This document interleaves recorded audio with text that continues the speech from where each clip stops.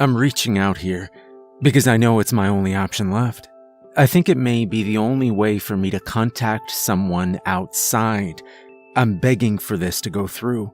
The only friends I have on Facebook and Instagram Live are in the same town as me, so reaching out to them for help would be beating a long dead horse.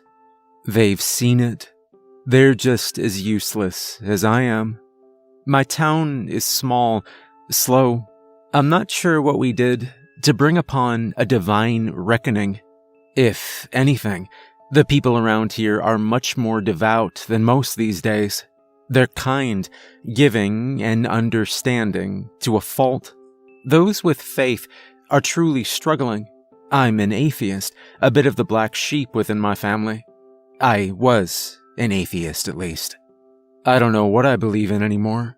I can barely fathom some of the things I've seen and heard these past few days. The God-fearing folk have taken it the hardest. A lot of them are dead by their own doing. I tried to stop Mr. Warren before he set his house ablaze. I swear I did. I could hear his girls weeping from somewhere inside. His wife was singing. She always had such a wonderful voice. It was difficult to hear over the trumpets. He told me that angels had crawled into his body and kept whispering to him. We failed, he told me. We failed, and this was our punishment. He was dripping with gasoline. I stood outside of his home as he walked back in and closed the door. I stood there as his house was engulfed by hellfire. I'm rambling. I need to start from the beginning. The trumpets began with the sunrise. I have chronic insomnia and like to have my morning coffee on the front porch, watching the sky become pale. When I first heard them, I thought it was someone screaming. No, it was many voices screaming. Hundreds, thousands. It sounded like it was coming from behind me, above me, and from miles away all at once. The longer I listened, the more it sounded like the entire earth was groaning.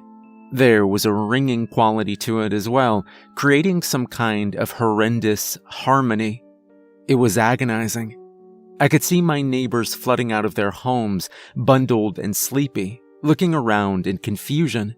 My next-door neighbor, a quiet, kind old widow, knelt in the grass and began to pray. When I approached her, she shooed me away with an animosity in her eyes I'd never seen before. The local pastor called a meeting to the church. I knew this because my mother called to invite me. The trumpets continued to blare. I told her that a migraine was coming on and that I loved her but would much rather stay home. I checked the news. Nothing. I refreshed all of my social media pages, but there hadn't been anything new since around 5:30 that morning. The trumpets continued until around noon. I absent-mindedly tried to refresh my phone while I sat by the window. There was not a single person outside. I assumed they were still in church. I was beginning to feel a bit jittery. That morning had felt like some kind of fever dream, but the scope of it was beginning to trickle into my brain. When my mother called me again, she sounded exhausted. She's a wonderful woman, always the one to bake extra for school bake sales and donating old clothes to the shelter. She works at the retirement home and stays hours past her shift to talk to her favorite patients. I had never heard her sound so defeated. "Revelations," she said to me. "Our judgment has been sealed." It was like someone was speaking through her mouth. My mother doesn't talk like that.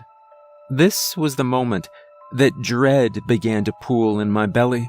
I felt nausea began to churn as cool panic trickled down my back. "Sweetheart, the sky." Out of my window, I could see the sun dipping beneath the hills. It looked wrong, like some kind of simulation. There was no sunset. No pink clouds swirled upon an orange horizon. The sky was a crisp blue, even as the last flicker of yellow disappeared.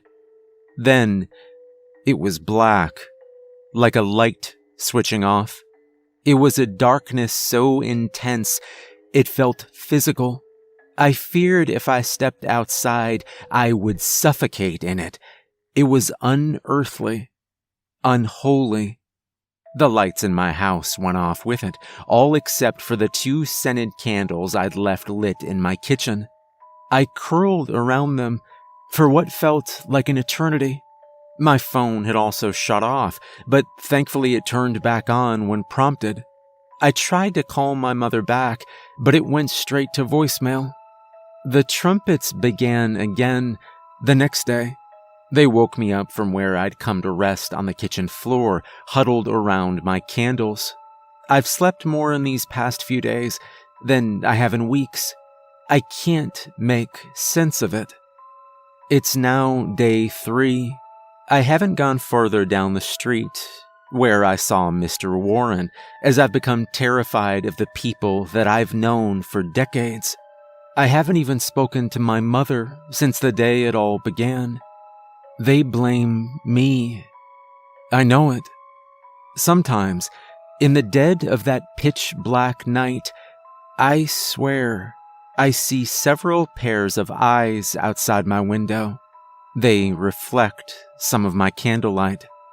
Sometimes I hear gunshots. A few times, I've heard what sounds like dogs fighting over something. I can't help but picture my good neighbors' corpses being torn up by their own hungry pups. They're all dying. A final apology to God. I don't know why they haven't come for me. Please, if there's anything holy left to forgive, let someone see this. I can hear the trumpets beginning once again.